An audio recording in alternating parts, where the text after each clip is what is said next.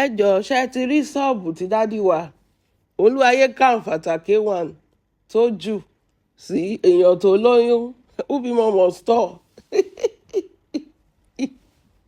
ọlọ́run ẹ máa ní pé pain èèyàn kan mo fi ń rẹ́rìn ṣe rí if you fail to plan you will plan to fail ilé ayé ṣe rí nìyẹn àtọkùnrin àtobìnrin if you fail to plan you will plan to fail ìkànnì méjèèjì bó bá ṣe rí kẹgbẹ́ fúnra tó bá lọ lóyún ẹ̀sìn kan fọkùnrin this is 2026 òfin tó wà ń gbà yẹn ó yàtọ̀ sí òfin ìsìn tọkùnrin bá ti fẹ́ ẹni kó o lóyún o ò lè fọlọ́pàá mú èèyàn tí ò tí ì ṣe DNA kò possible especially tó bá tún jẹ́ ẹ tó bá sọ pé àwọn wo ló ń lóyún àwọn ọmọ tí ò níran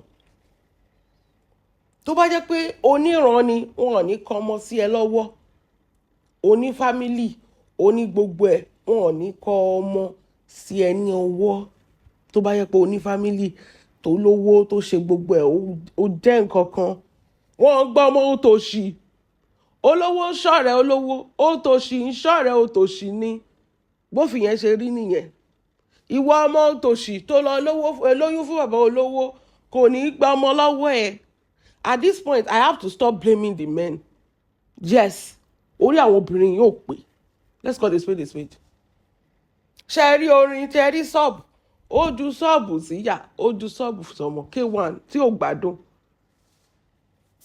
ó ju ṣọ́ọ̀bù sí ìyá ó ju ṣọ́ọ̀bù sí ọmọ táyé ẹ̀ bá wa máa bàjẹ́ pátápátá ṣé ó yẹ kó máa sunkún lórí social media pé ẹ̀rọ oúnjẹ jẹ ni ṣó ò ní fámílì ni ó raise ọmọ for 12 years ó ní stable income tó lè fi tọ́jú ọmọ ẹyọ kan àti tiẹ̀ ààyè ti bàjẹ́ kí ló fẹ́ fọmọ yẹn ṣe lọ́wọ́ àwọn tó bímọ fún K1 àwọn obìnrin yẹn wọ́n ní owó wọ́n ní gbogbo nǹkan wọ́n lè tọ́jú ọmọ wọn tí K1 ò bá tẹ̀ múlẹ̀ àwọn ọmọ yẹn ò lè lack kí ló wá lọ bímọ fún ẹ̀ ń wò pé ọjọ́ kan ó máa change mind rẹ̀ wọn ò ní ṣe DNA ṣe mọ reason tí òfin ní ṣe DNA ni pé number 1 kì í ṣèwọ nìkan ló lóyún fún níta ẹ pọ̀ ẹ ti pọ̀ jù àwọn tí ò ti jáde ló pọ̀ jù number 2 tó bá ti lè ṣe DNA pẹ̀lú ọmọ yẹn tó bá ti prove pé òun ló lọ́mọ he will be forced to be taking care of that child torí DNA yẹn wọ́n lè fi sue ẹ̀ ní court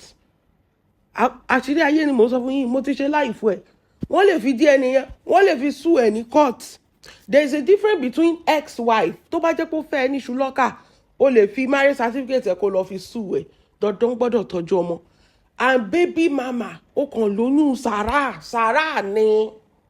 sàrà ni and baby mama oyún sàrà ló ní tó dẹ̀ sọ fún ẹ lọ́ṣẹ́ ìwọ ló decide pé ó ṣe tẹ́bí bá wọ́n ń pa ẹ́ pẹ̀lú ọmọ is your choice now ọmọ yẹn máa wojú ẹ pé níjọ́ kan ọmọ yẹn máa wojú ẹ pé ó fèèlì òun ó dẹ̀ tó fèèlì ara ẹ̀ because ìwọ ló mú wá sílé ayé the dad already tell you pé kò sí nǹkan tó ń fẹ́ fọmọ ṣe ẹ wo àwọn ọmọ mo wá ń gbọ́ táwọn èèyàn sọ pé you should grow up pé kí ni is there an agreement láàrin àwọn méjèèjì pé wọ́n fẹ́ start a family no olóṣó ni ẹ olóṣòs ó dẹ̀ sanwó olóṣòs fún ẹ os wọ́n dẹ̀ san ìgbà tó ń tó ẹ tán wọ̀ fún ẹ lówó ni ó ṣe service to humanity wọ́n dẹ̀ sanwó fún ẹ ó lọ síbi iṣẹ́ ó lọ ṣiṣẹ́ ó gbóyún padà ṣé èèyàn tó wà níbi iṣẹ́ yẹn ló máa sanwó ló máa fọmọ ẹ lóúnjẹ ni no ìwọ ló decide èèyàn tó wà níbi iṣẹ́ ti fún ẹ lówó iṣẹ́ ó ti ṣiṣẹ́ èèyàn tó wà níbi iṣẹ́ fún ẹ lówó iṣẹ́ ibi tó bá wù ẹ́ kó ti róyún wé that's on you. wọ́n ti sọ fún yín bàbá yín ti fóun lẹ́ ó ní sàárà ni sàárà mo kúkú jẹ́rìí K1 èèyàn tó ní dangbana ṣókò ẹ̀yin tẹ́ ló ń déètì irú ọkùnrin yẹn láìka ara yín honestly ọkùnrin tí ò bá ti wà a little bit soft tó bá ti jẹ́ pé very traditionalist man tó mú gbogbo ilé ayé kokoko looking at that man gan báwo lára ẹ ṣe máa move sí I swear tí ò wá ṣe pé àtẹnujẹ tí gbogbo yín lé káàkiri you don't àwọn ọkùnrin tó dáa tó máa tọ́jú yín ṣé ọmọ ògèṣì ṣé kò ẹ máa tó kò sí anybody tó ń tó sí àbí kò sí anybody tó ń fẹ́ tó lọ ń gbóbò fún K1 tẹ́ bá ti lè rówó olówó rí ogún ológun rí power rí gbogbo ẹ̀ ẹ máa gbóbò kiri ni àwọn ọkùnrin alálùbáríkà tí wọ́n lè má lówó tó K1 o, wọ́n lè má lórúkọ tó K1 o, but tó máa tọ́jú ẹ ẹ nífẹ̀ẹ́ wọn. Owó olówó lẹ máa ranjú mọ́, lẹ máa ṣe mú fífi sówó olówó, ẹ máa yín ọmọ kalẹ̀, ẹ máa yín ọmọ kalẹ̀ bí ẹyin, ẹ wá ní wọn ìtọ́jú yín wá ń sunkún, wàá kẹ́kù. Ọmọ Bísọ́lá gan ṣọ́ọ̀tì gbà, ó dídé èèyàn tó bí ọkùnrin nìyẹn, ṣọ́ọ̀tì gbà táwọn sọ pé ọmọ tiẹ̀ ọmọ Bísọ́lá gan wọn tí gbà. Ó jẹ́ tètè mú láìfọ ẹ. The man is very irresponsible in a good way because ó bá jẹ́ mi gan mi nígbà. The man is very irresponsible in a good way.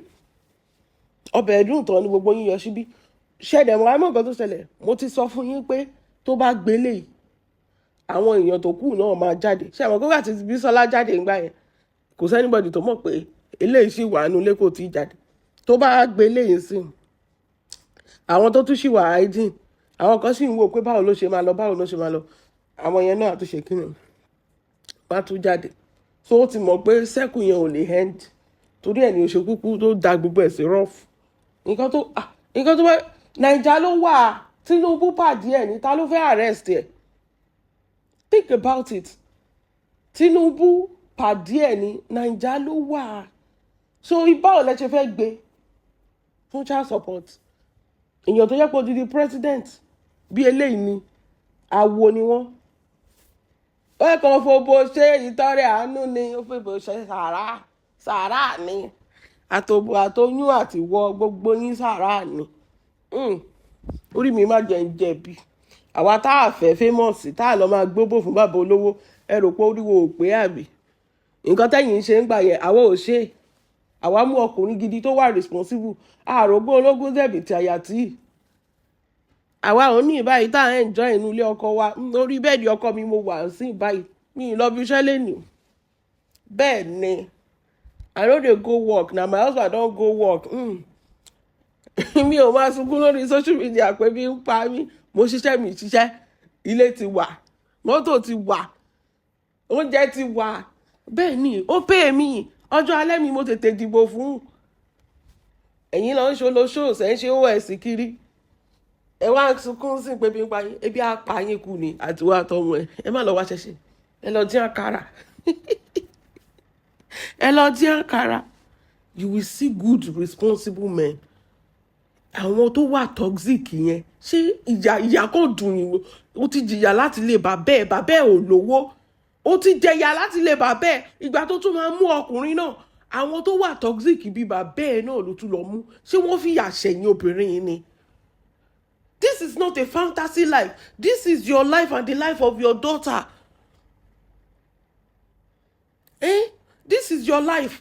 Nǹkan tí mo kọ́kọ́ consider kí tó fẹ́ ọkọ mi nìyẹn. I tick all the boxes. Mi ò lè fẹ́yàn tó wà toxic, mi ò lè fẹ́yàn tí ó wà romantic, mi ò lè fẹ́yàn tí ó ṣe mọ̀ tí ó care fóbìnrin. Àwọn ọkùnrin kan báyìí kokoko tó bá ń dóbò gan báyìí, ojú wọn máa le kokokokoko ni, bíi pé wọ́n ti ní ẹ sínú. Bọ́kùnrin mi ṣe máa bẹ́ẹ̀ sọ̀rọ̀, wàá máa ké ni. Mi ò lè fẹ́rù ọkùnrin. Mo kọ́ọ̀tì dáadáa pẹ̀lú ọkọ mi, mo fi ṣakọ lóríṣiríṣi. Mo mọ time tí mo waste pẹ̀lú ọkọ mi.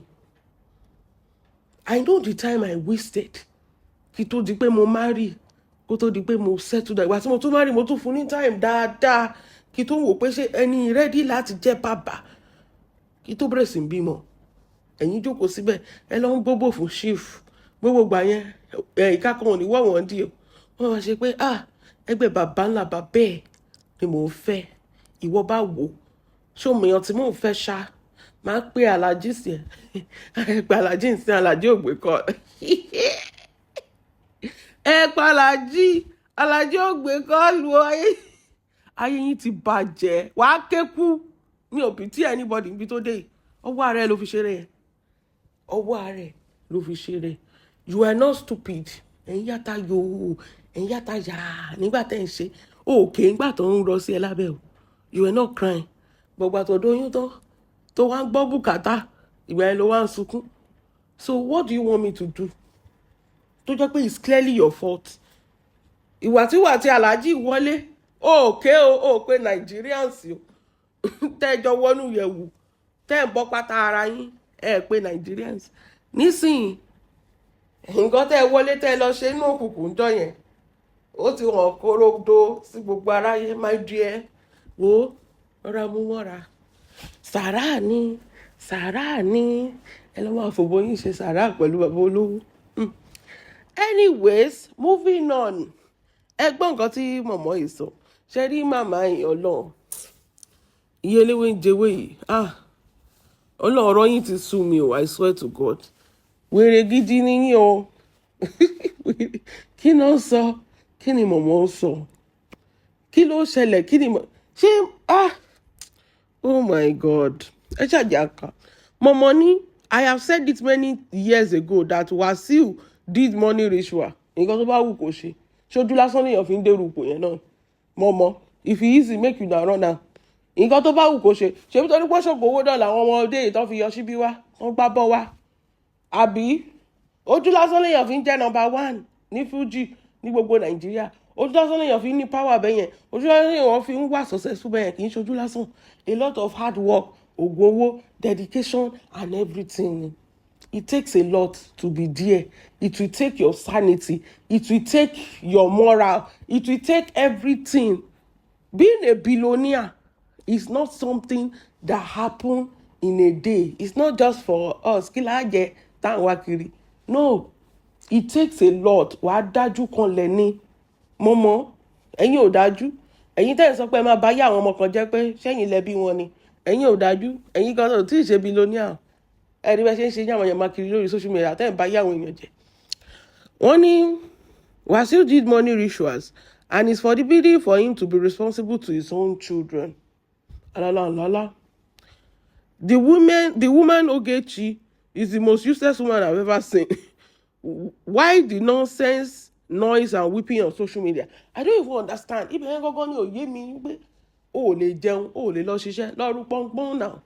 Wàá rún jẹjẹ, wọ́n á sanwó fún ẹ pàdé. O wá jókòó sórí social media, òun ké pé wọ́n fún ẹ lóyún. Ṣé oyún máa rá sínú èèyàn ni? Ó wọṣọ, ó wẹ̀, ó wọṣọ.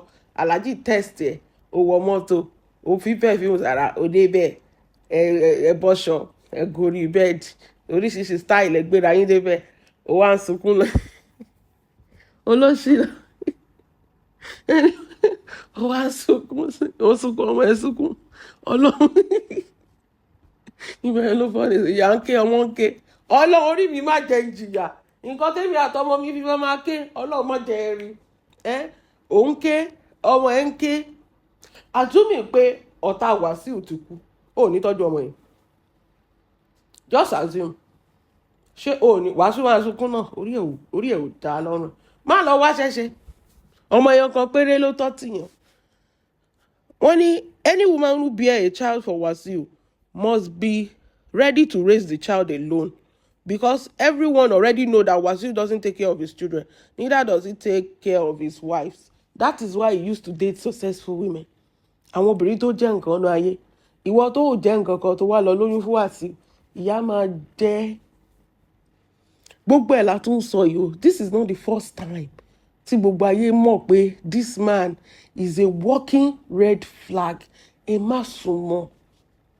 Mo ní àná event tó tún lọ lánàá tó ń kígbe sàrà ni. Àwọn kan tún sì tẹ̀lé lọlé o. Where will I blame the man at this point? Àwọn kan tún sì wọ́n tó wọ́n báyìí lọlé ni. Wọ́n máa wá yọ eléyìí tó ṣe mọ béèyàn ṣe máa ń point sí ẹran tó ṣe kínní àgémáwọ́nù ọbẹ̀ bó ṣe máa point sí wọn nìyẹn pé eléyìí mo fẹ́. Àwọn kan tún sì lọlé lálẹ́ àná wọn lọ sùn wọn jù. Gbogbo nǹkan tó ń ṣẹlẹ̀ kò tí ì yé wọn. Tó bá ti wá di after 10 years wọ́n á máa kígbe pé wọ́n fáwọn lóyún wọn ọ̀gbà. Ṣé ń dè ẹ̀yin èèyàn mi, is this women's fault? Only imagine how the young girl was talking as if she's operating from garage, using vulgar language. I think she needs to. Well, no, she did not have a father. She's raised by a mother, a jobless woman. Tó lọ gbóyún fún K1. All these senseless women knocking K1 without condom, now crying to social media. Exactly.